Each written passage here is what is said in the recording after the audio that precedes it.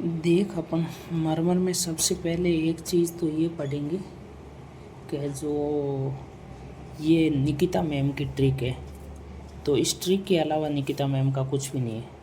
तो इस ट्रिक में देख, mister Mahendra Singh Dhoni MSD wife RS कौन नहीं जानता। तो मिस्टर में MRS से सिस्टोलिक, MR सिस्टोलिक, MSD से डायस्टोलिक, वाइफ में W से नथिंग, W से कुछ भी, वाइफ से कुछ भी नहीं है। हार्ड में देख ARD, तो AR क्या है, डायस्टोलिक, तो AS क्या हो जाएगा, उल्टा हो जाएगा इसका, सिस्टोलिक। तो अब जो भी ये अपन ने जो निकाली है ना, जो इसके पैरेलल में जो होगी ना, वो सेम इसी टाइप की होगी। जैसे MR सिस्टोलिक है, MR सिस्टोलिक है तो TR भी सिस्टोलिक होगी। MS डायस्टोलिक है तो TS भी डायस्टोलिक होगी। तो AR अगर डायस्टोलिक है तो PR भी डायस्टोलिक होगी। अरोटिक रिगर्जिटेशन, पल्मोनरी रिगर्जिटेशन, अरोटिक स्टीनोसिस तो पल्मोनरी स्टीनोसिस हो जाएगा। तो ये तो हो गया पहला काम अपना। अब इसके बाद में अपन देख पढ़ते हैं ना कि S1 S2 then S1 again, तो S1 से S2 सिस्टोलिक एंड S2 से S1 डायस्टोलिक। तो अब इसमें क्या है कि एक चीज़ और देखेंगे अपन, S2 के बाद में है ना, S2 के बाद में कौन सी हार्ड साउंड सुनाई देती है, S3, और S1 के जस्ट पहले कौन सी हार्ड साउंड सुनाई देती है, S4। तो S3 and S4 both are diastolic heart sound है। तो इसमें अब कैसे कैसे है, तो S3 अर्ली डायस्टोलिक है और S4 लेट डायस्टोलिक है। तो ये दिख ही रहा है, ये S2 से S1 के बीच में सुनाई दे रही है, तो S3 पहले आ रही है, जस्ट S2 के बाद में S3 आ रही है, तो S2 के बाद में तो S3 आएगा, अपने को पता है। बट ये ध्यान रखना है कि S4 S1 के पहले आती है, बट डायस्टोलिक मरमर है। देख, S3 अर्ली डायस्टोलिक मरमर है और S1 लेट डायस्टोलिक मरमर है। अब ये किस वजह से सुनाई देती है, तो ये देती है, देख, अगर रैपिड वेंट्रिकुलर फीलिंग होगी तो अपने को S3 सुनाई देगी, और एट्रियल कॉन्ट्रैक्शन इन स्टिफ वेंट्रिकल, जैसे हार्ड हो जाएगी ना वेंट्रिकल की वॉल, तो जैसे हार्ड किस में होती है, बनाना शेप्ड, HOCM में हार्ड होती है। तो देख, ये पैथोलॉजिकल HOCM में सुनाई देती है। नॉट ओनली दिस कंडीशन, एक दो कंडीशन और है, बट अपने को मेनली ये HOCM तो याद रखना ही है कि HOCM में S4 हार्ड साउंड सुनाई दे रही है, तो HOCM तो हो गई। अब अपने को इसके बाद में सबसे मोस्ट इम्पोर्टेंट जो अपना काम है वो अपन ये करेंगे कि इसमें देख, ये जो सिस्टोलिक और डायस्टोलिक मरमर का तो अपने को पता लग गया। तो सिस्टोलिक में देख हमेशा है ना, हमेशा माइट्रल और रिगर्जिटेशन पहले सुनाई देती है, और अरोटिक एंड पल्मोनरी बाद में आती है, क्योंकि वो वेंट्रिकल में ब्लड जाने के बाद में वेंट्रिकल से ब्लड इजेक्टेड होता है बॉडी में और लंग्स में। तो पल्मोनरी और अरोटिक बाद में सुनाई देती है, तो वो हमेशा लेट होगी, चाहे पल्मोनरी रिगर्जिटेशन हो या पल्मोनरी स्टीनोसिस हो, बट वो सिस्टोलिक और डायस्टोलिक होगी, दोनों में लेट में ही आएगी, अर्ली में नहीं आएगी। तो देख, सिस्टोलिक में अर्ली कौन सी होगी, सिस्टोलिक में अर्ली देख, सिस्टोलिक में अपन ने पढ़ा है ना कि माइट्रल रिगर्जिटेशन सिस्टोलिक है, तो ये अर्ली सिस्टोलिक हो जाएगी, mitral regurgitation and tricuspid regurgitation, ठीक है। तो ये AS और PS, तो ये रिगर्जिटेशन वाली अर्ली है, तो स्टीनोसिस वाली AS PS लेट हो जाएगी। और इसमें डायस्टोलिक में भी ऐसे ही है, तो इसका जस्ट ऑपोजिट करना है। देख कैसे, तो इसमें TR है अर्ली में, तो इसमें MSTS हो जाएगा, और इसमें ARPR हो जाएगा। तो ये तो अपने को पता हो गया कि डायस्टोलिक में अर्ली कौन सी है और सिस्टोलिक में अर्ली कौन सी है, इससे पता लगे। अब क्या है कि एक दो साउंड सुनाई देती है, उनका नाम रखा हुआ है। तो ये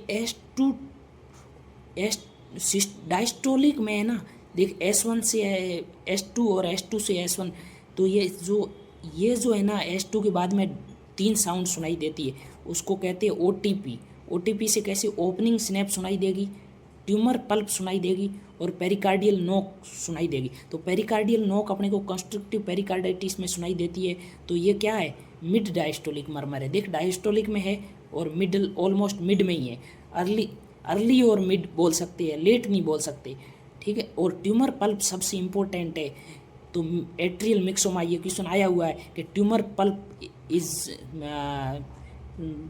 सुनाई देती है, और ट्यूमर पल्प होती है ना वो लेटने पे, लेटते हैं तो अपने को मतलब वो उसको शायद उसमें वो क्लोज कर देती है माइट्रल वॉल को, तो वो अपने को एट्रियल मिक्सोमा में सुनाई देता है। और ओपनिंग स्नैप किस में सुनाई देगी? तो सुनाई तो डायस्टोलिक में ही देगी, क्योंकि डायस्टोलिक में पढ़ रही है ये ओटीपी, तो डायस्टोलिक में भी किस में? एमएस में सुनाई देगी। ओपनिंग स्नैप एमएस में, माइट्रल स्टेनोसिस में सुनाई देगी। अब इसमें कौन कौन सी दो मिलती है? एक इजेक्शन क्लिक और एक मिड सिस्टोलिक क्लिक। तो इजेक्शन क्लिक तो एरोटिक स्टेनोसिस में, और mid systolic click mitral valve prolapse में। तो एम से एम मिड सिस्टोलिक क्लिक है जो माइट्रल वॉल और वोवेल कम टुगेदर, क्योंकि इन चारों में से कोई न कोई होगी। क्योंकि इजेक्शन क्लिक अगर याद है अपने को कि इजेक्शन क्लिक एक सिस्टोलिक में आती है, साउंड सिस्टोलिक में सुनाई देती है। तो सिस्टोलिक में भी वोवेल, कौन सा वोवेल है? ए, तो ए या यो यू, तो ये ए और ई, एरोटिक स्टेनोसिस, इजेक्शन क्लिक सुनाई देती। अब ये कैसे पता लगाएंगे कि ये इजेक्शन क्लिक और ये सिस्टोल और डायस्टोल? तो क्या है कि सिस्टोल में क्या होता है कि हार्ट क्या होता है, वेंट्रिकल स्क्वीज हो जाते हैं। हार्ट के वेंट्रिकल क्या होते हैं, सिस्टोलिक फेज के दौरान स्क्वीज होते हैं। तो स्क्वीज होते हैं तो क्या होगा, जब कोई भी स्क्वीज होगा तो ब्लड क्या होगा, ब्लड जो भी अंदर है वो बाहर निकल जाएगा हार्ट से। तो ब्लड हार्ट से बाहर निकल जाएगा कहाँ से? एक तो अरोटा से और एक पल्मोनरी वेन से। पल्मोनरी वेन से होते हुए लंग्स में चला जाएगा, लंग्स तक चला जाएगा, और अरोटा से होते हुए बॉडी में चला जाएगा। तो इसको अपन बोल सकते हैं कि blood ejected during systolic phase. And इसको क्या बोल लेंगे?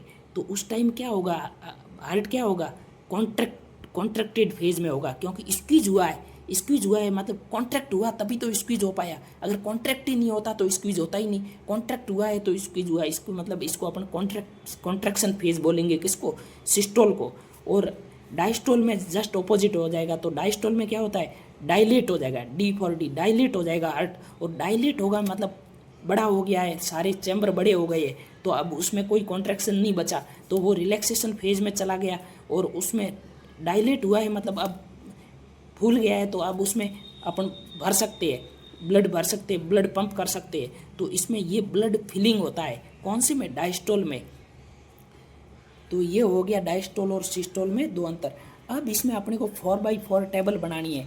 तो उसमें 4x4 टेबल एक बार ये आज से ज़रूर बनानी है अगर याद रखना है तो, अदरवाइज़ याद नहीं होगा।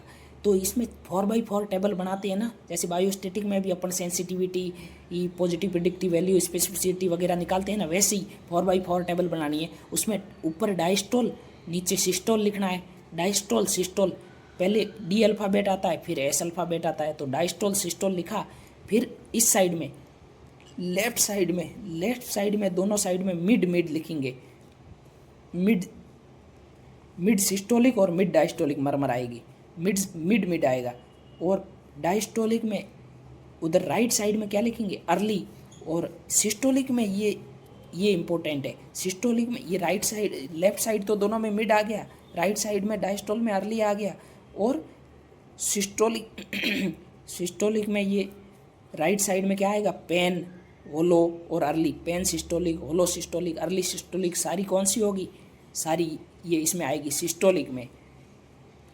तो ये लिखने के बाद में अपने को ये सबसे पहले देखना है, अपन ने देखा है कि सिस्टोलिक में अर्ली सिस्टोलिक कौन सी थी, MR और TR। तो ये यहाँ पे MR और TR लिखा, किसमें, सिस्टोलिक में। किसमें, अर्ली में, अर्ली, पेन और होलो में, क्योंकि ये अर्ली में अपन ने लिखा था। तो MR TR यहाँ लिखा, तो MR TR का उल्टा हो जाएगा किसमें, डायस्टोलिक में। तो ये उल्टा करते जाना है। तो ये MR TR यहाँ लिखने के बाद में एक MR TR यहाँ लिखा ना, तो सिस्टोल में MR TR तो आ गया। अब यहाँ MS TS तो आने से रहा, क्योंकि सारी सिस्टोलिक में ही थोड़ी ना आ जाएगी। तो इसमें देख, अरोटिक पल्मोनरी वाली भी आएगी। टोटल चारों हार्ट साउंड सुनाई देगी ना, सिस्टोलिक फेज में भी और डायस्टोलिक फेज में भी। तो चारों कौन कौन सी है, तो इसमें देख, ये R वाली दो तो इसमें आ गई, रिगर्जिटेशन वाली अर्ली में, तो ये मिड में कौन सी सुनाई देगी, एएस और पीएस। और एक और ये एएसडी भी इसमें सुनाई देती, एएस और पीएस मेनली, ये तो याद रखना ही है, तो एएसडी बाद में देखेंगे। और अब इसमें भी देखते हैं कि एमआर टीआर तो इसमें आ गया, तो अब इसमें एआर पीआर कैसे पता लगाएंगे, ये अपन ने पढ़ाई है स्ट्रिक में। देख एआर क्या है, डायस्टोलिक है, और डायस्टोलिक में एआर अपन ने पढ़ी थी, ये डायस्टोलिक में भी अपन ने लिखा था कि जो एमएस जो ये माइट्रल और ट्राइकस्पिड वाली है वो किस में आएगी, वो आएगी अर्ली में, और बाकी जो है वो आएगी लेट में। तो माइट्रल में देख ये यहाँ पे इसका ऑपोजिट क्या होगा, एआर और पीआर। अब इसको कैसे यहाँ से देख, ये देख एआर और पीआर, अब इसमें लिखा है एआर और पीआर। अब ये लगभग एक बार लिखेगा तो ये याद हो जाएगा, ठीक है। उसके बाद में अपन ये पढ़ेंगे कि ये देख सारी रीगर्जिटेशन वाली जो भी मरमर है ना, वो या तो अर्ली होगी या पेन और ओलो होगी, बट मिड कभी नहीं होगी, मिड कभी नहीं होगी, ठीक है। और इसके अलावा सारी जो स्टीनोटिक मरमर है, जो सारी स्टीनोटिक मरमर है, सारी स्टीनोटिक मरमर वो है मिड। अब देख इसमें सारी स्टीन एक S3 जो है ना सुनाई देती है ना, ये देख इसमें S3 में एक ये जो हाइपर काइनेटिक, ये नॉर्मल पल्स ऐसी वेव फॉर्म देती है, तो ये जो ऐसी ये जो बिल्कुल दबी हुई सी आ रही है ना, ये हाइपो हो गई। हाइपो मतलब कम, लो लेवल की वीक पल्स, और हाइपर मतलब बढ़ी हुई। देख ये नॉर्मल तो इतनी ही होती है, इतनी सी, तो ये थोड़ी बढ़ी हुई है, तो ये बढ़ी हुई है तो क्या हो गया, हाइपर हो गया। तो हाइपर मतलब बाउंडिंग पल्स बोलेंगे इसको, बाउंडिंग हो रहा है, वो वीक थी तो ये बाउंडिंग है। तो इसमें क्या होता है कि वॉल्यूम तो बढ़ गया, ये बड़ी हो गई, तो वॉल्यूम बढ़ा तो इसको क्या बोलेंगे, हाइपोवोलेमिक स्टेट बोलेंगे। और हाइपोवोलेमिक स्टेट कहाँ कहाँ सुनाई देती है, ये बहुत ही ज़्यादा इंपॉर्टेंट है। एक तो प्रेगनेंसी में भी दिखाई देती है, एक एवी फिस्टुला में, और एक थायरोटॉक्सिकोसिस और बेरी में, विटामिन डेफिशिएंसी में, और एआर में, एरोटिक रिगर्जिटेशन में भी सुनाई देती। इन सब में S3 हर्ट साउंड की वजह से सुनाई देती। तो वही सब चीज़ यहाँ पे लिखी हुई है, ये S3। अब इसमें ये तो ये पढ़ लिया। अब इसमें क्या है कि डायस्टोलिक और सिस्टोलिक मरमर। डायस्टोलिक में तो या तो अपन ने क्या पढ़ा है, उस बॉक्स में पढ़ा है, बॉक्स में ऊपर अभी पढ़ा था ना कि या तो मिड है या अर्ली है। अब अर्ली में तो अपन ने देखा था रिगर्जिटेशन वाली, एरोटिक रिगर्जिटेशन और पल्मोनरी रिगर्जिटेशन। तो अब ये सब तो हो गया।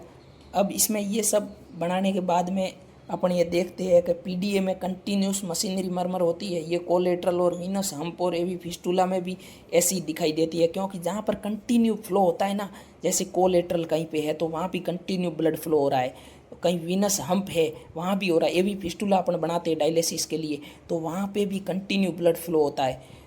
अब इस कंटिन्यू मतलब मिक्सिंग हो रहा है, मतलब ब्लड वहाँ पे कंटिन्यू, बिल्कुल भी बिना कोई रुके। अब ये इसमें देख डायस्टोलिक, सिस्टोलिक और डायस्टोलिक दोनों में कंटिन्यू ब्लड फ्लो हो रहा है, तो इसको क्या बोलेंगे, कंटिन्यू मशीनरी मरमर, और इसको गिब्सन मरमर भी बोलते हैं। अब जो सारी नेम मरमर है ना, वो देख सारी नेम मरमर, ये देख एरोटिक रिगर्जिटेशन में कौन सी होती है, ऑस्टिन फ्लिंट मरमर, वाटर हैमर मरमर या कोरिगन मरमर। अब पल्मोनरी आर्टरी हाइपरटेंशन में ग्राम स्टील मरमर होती है। देख ग्राम स्टील और गिब्सन, इसको कैसे डिफ्रेंशिएट करेंगे कि पल्मोनरी आर्टरी हाइपरटेंशन में कौन सी थी, तो PAH और RAH। तो PAH और RAH, तो ग्राम में देख ये ऑलमोस्ट इसके जैसी स्पेलिंग दिखाई दे रही है, तो ये ग्राम स्टील होगा। तो गिब्सन किस में हो जाएगा, PDA में हो जाएगा। अब ये VSD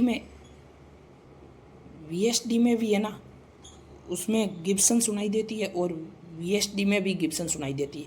बट जो ये ग्राम स्टील मरमर है, ये important, Graham Steell only pulmonary artery hypertension में ही सुनाई देती है। अब एक्यूट रोमेटिक फ्यूर में है ना 2 टाइप की सुनाई देती है हार्ट साउंड। तो मोस्ट कॉमन तो माइट्रल रिगर्जिटेशन वाली हार्ट साउंड है, वो अपन पढ़ते ही है उसमें इस टॉपिक में। बट कैरिकोम मर्मर है, जो कैरिकोम मर्मर है वो डायस्टोलिक मर्मर होती है, मिड डायस्टोलिक मर्मर होती है, और वो सुनाई देती है एक्यूट रोमेटिक फ्यूर में। तो एक्यूट रोमेटिक फ्यूर में 2 टाइप की मर्मर है, एक तो माइट्रल रिगर्जिटेशन और एक कैरिकोम मर्मर। तो ये नाम मर्मर ये है, ये नेम्ड मर्मर है, इसलिए यहाँ बताया। ठीक है, इसके बाद में ये थोड़ा सा एक चीज़ और देख, ये acute rheumatic fever, mitral stenosis and tricuspid stenosis. तो ये देख, इसमें देख अब ये क्या है, ये 2/2 टेबल बनाई थी उसमें, ये एक्यूट रोमेटिक फ्यूर, ट्राइकस्पिड स्टेनोसिस और माइट्रल स्टेनोसिस, देख ये यहाँ लिखा हुआ है। तो अब ये क्या है, मिड डायस्टोलिक मर्मर है। तो मिड डायस्टोलिक है तो ये सिस्टोलिक और ये डायस्टोलिक, और ये S2 से S1 के जस्ट बीच में मिड डायस्टोलिक है, तो बीच मिड में ही दिखाई देगी। तो ये ऐसे फोटो आ सकता है और पूछ सकते हैं डायरेक्टली। और AS और PS वो 2/2 टेबल से अगर देखे तो अपने को मिड सिस्टोलिक पोजीशन पे सुनाई देती है। तो मिड सिस्टोलिक पे सुनाई देगी, तो ये मिड सिस्टोलिक पे बीच में ये S1 से S2 और S1, तो ये मिड सिस्टोलिक मतलब सिस्टोलिक के बीच में से mid systolic to late systolic, तो ये mid systolic to late systolic सुनाई देगी ना, तो ये ऐसे इस शेप में दिखाई देगी। तो ये इस शेप का फोटो बना हुआ हो और बीच में से बड़ी और साइडों से छोटी हो रही है, तो इसको बोलते हैं क्रिसेंडो डी क्रिसेंडो। पल्मोनरी, ये इसमें देख पल्मोनरी आर्टरी हाइपरटेंशन में अपन ने देखा था वो उस बॉक्स में इस साइड में, तो इस साइड में ये एरोटिक रिगर्जिटेशन, पल्मोनरी रिगर्जिटेशन, ये डायस्टोलिक में भी अर्ली डायस्टोलिक में दिखाई दे रही थी। तो ये S2 के जस्ट बाद में S1, ये सिस्टोल S2 के जस्ट बाद में अपने को सुनाई दे तो अर्ली डायस्टोलिक है, तो अर्ली डायस्टोलिक वाली ये है। तो इसका मतलब, कहने का मतलब है कि वो 2/2 टेबल अगर अपन ने एक बार बना ली और दिमाग में विजुलाइज करना स्टार्ट कर लिया कि ये 2/2 टेबल में कौन सी कहाँ पर आ रही है, D अल्फ़ाबेट पहले आता है, तो ऊपर डायस्टोलिक वाली आएगी, नीचे सिस्टोलिक वाली आएगी, मिड वाली इधर लेफ्ट साइड में होगी, और अर्ली पेन होलो वाली इधर राइट साइड में होगी। तो डायस्टोलिक में अर्ली वाली होगी, अर्ली या लेट होगी, बट इसमें वो बाकी सारी जो भी है वो सिस्टोलिक में होगी नीचे बॉक्स में। तो ऐसे करके अब ये क्वेश्चन कैसे आता है, जैसे अर्ली डायस्टोलिक, तो अर्ली डायस्टोलिक मर्मर है, तो अर्ली डायस्टोलिक मर्मर है, तो देख अब ये डायस्टोल है, डायस्टोल में अर्ली है, तो AR और PR में से ही हो सकती है, इसके अलावा तो कोई हो नहीं सकती है। तो AR और PR में तो अपने को एटलीस्ट ये अर्ली डायस्टोलिक दोनों एक साथ देखते हैं। Early diastolic murmur at lower left external edge, ये दे भी सकते नहीं भी दे सकते लोकेशन अपने को। ऑल्सो इन अरोटिक एरिया, अगर अरोटिक एरिया बोल दिया है तो अरोटिक एरिया में अरोटिक सुनाई देगी, और पल्मोनरी एरिया में पल्मोनरी सुनाई देगी। तो अगर ये भी ना दे तो ये तो अपने को पता ही है कि डायस्टोलिक में अर्ली डायस्टोलिक AR PR है, तो अगर अरोटिक लिखा हुआ है तो अपने को पता लग जाएगा कि ये AR है। बट ये नहीं लिखा हुआ है, तो अगर एक्सपीरेशन में सुनाई दे रही है कि एक्सपीरेशन पे इंक्रीज इंटेंसिटी इन एक्सपीरेशन, तो एक्सपीरेशन पे AR सुनाई देगी और इंस्पिरेशन पे PR सुनाई देगी। तो कैसे याद रखेंगे, EAR, ईयर कानों में सुनाई देती है ना, तो EAR होगा, EAR स्पेलिंग है ना, तो ईयर में सुनाई देगी। कौन सी ईयर में, एक्सपीरेशन में AR सुनाई देगी, तो इंस्पिरेशन में PR सुनाई देगी। तो ऐसे ही अपने को अगर पता होगा लोकेशन तो अपने ऐसे देख सकते हैं। जैसे एक और करते हैं, ये करते हैं कि pan systolic murmur, pan systolic है, तो पेन सिस्टोलिक तो एक अपने को पता लग गया कि ये सिस्टोलिक में ही पढ़ा था अपन ने नीचे बॉक्स में, पेन होलो और अर्ली। तो पेन सिस्टोलिक मर्मर है, माइट्रल एरिया में है, तो माइट्रल एरिया की वजह से ऐसा नहीं कि माइट्रल रिगर्जिटेशन मार दे, क्योंकि ये देख अपन ने कौन सी पढ़ी थी, रिगर्जिटेशन वाली, सारी इस साइड वाली रिगर्जिटेशन वाली है, उस साइड वाली लेफ्ट साइड वाली जो मिड वाली है वो सारी स्टेनोटिक वाली मर्मर है, और इस साइड वाली रिगर्जिटेशन वाली मर्मर है। तो ये भी बहुत इंपॉर्टेंट है कि रिगर्जिटेशन ही आएगा, अगर मिड नहीं लिखा हुआ है कोई भी मर्मर में, मिड नहीं लिखा हुआ है क्वेश्चन में, तो स्टेनोसिस वाली मर्मर नहीं होगी, रिगर्जिटेशन वाली ही मर्मर होगी। तो एटलीस्ट 2 ऑप्शन तो रूल आउट वहीं हो जाएंगे। तो अब इसके बाद में देखिए यहाँ पे लिखा हुआ पेन सिस्टोलिक, मतलब मिड नहीं लिखा हुआ है, तो स्टेनोसिस वाली मर्मर तो नहीं होगी। अब ये मिट्रल देख, एम आर और टी आर दोनों मिट्रल एरिया में सुनाई दे रही है, बट एम आर जो है वो इंस्पिरेशन पे सुनाई दे रही है, और टी आर जो है, ये जो टी आर है एम आर टी आर है जो इंस्पिरेशन पे सुनाई दे रही है, पेन सिस्टोलिक मर्मर, और एम आर है वो एक्सपीरेशन पे सुनाई दे रही है। तो अब इसको कैसे देखेंगे अपने को, अगर अपने को पहले तो ये पता करना है कौन सी मर्मर पेन सिस्टोलिक में सुनाई देती है, तो टी आर और एम आर, क्योंकि पेन सिस्टोलिक वाली इधर वाली है ना, तो वो मिड वाली तो सारी स्टीनोसिस वाली होगी, तो रीगर्जिटेशन वाली है, और रीगर्जिटेशन में भी एम आर और टी आर अपन निकल गए, तो एम देख, एम को थोड़ा उल्टा करेगा तो ई जैसा दिखेगा, तो ये एम होगा ना, तो एम वाली एक्सपीरेशन पे सुनाई देगी, तो टी आर वाली इंस्पिरेशन पे सुनाई देगी, तो ये ऐसे निकाल सकते हैं। अब ये वी एस डी और ए एस डी में क्या होता है ना, तो एक्सपीरेशन और इंस्पिरेशन पे इसका कोई इफेक्ट नहीं होता है। देख, तो ये क्या है कि पेन सिस्टोलिक मर्मर है, ये अपन ने पढ़ाई है कि ये जो देख, जो भी स्टीनोसिस के अलावा, ये 4 स्टीनोसिस के अलावा सारी की सारी जितनी भी मर्मर है ना, एक्सेप्ट एक ये कैरिकोम मर्मर जो छोड़ दी जाए, कैरिकोम भी एक्सेप्शन है।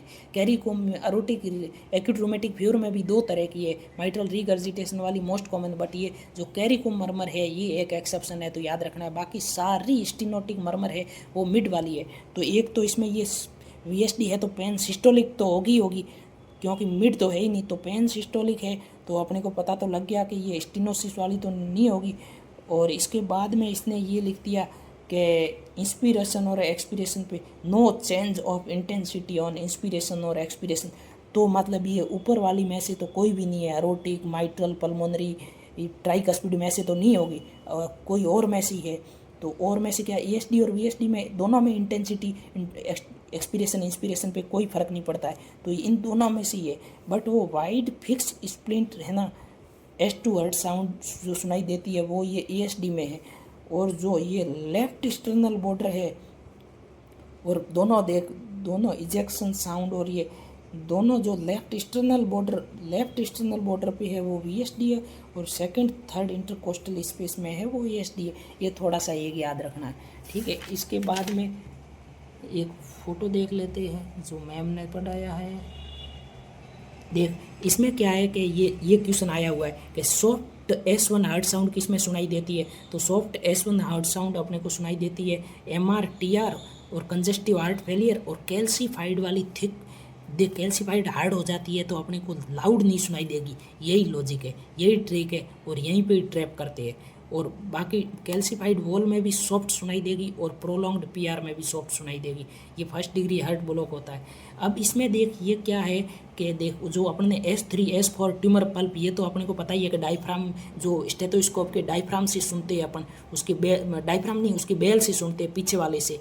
तो और कौन कौन सी, ये लो पिच साउंड है इसलिए उसके पीछे से सुनाई देती है, आगे से नहीं सुनाई देती है, स्टेथोस्कोप के डायफ्राम से, बेल से सुनाई देती है। तो अब ये MS और TS है ना, ये भी याद रखनी है कि MS और TS भी है ना बेल से सुन सकते हैं। अब क्या है कि एक्सपीरेशन और इंस्पिरेशन, ये थोड़े एक दो फोटो देख लेते हैं। ये जो नॉर्मल ऐसी दिखाई देती है, ये जो S1 और एरोटिक और पल्मोनरी A2 और P2, तो ये एक्सपीरेशन पे तो A2 P2 में कोई चेंज नहीं होता है, बट इंस्पिरेशन में ये गैप वाइडेंड हो जाती है।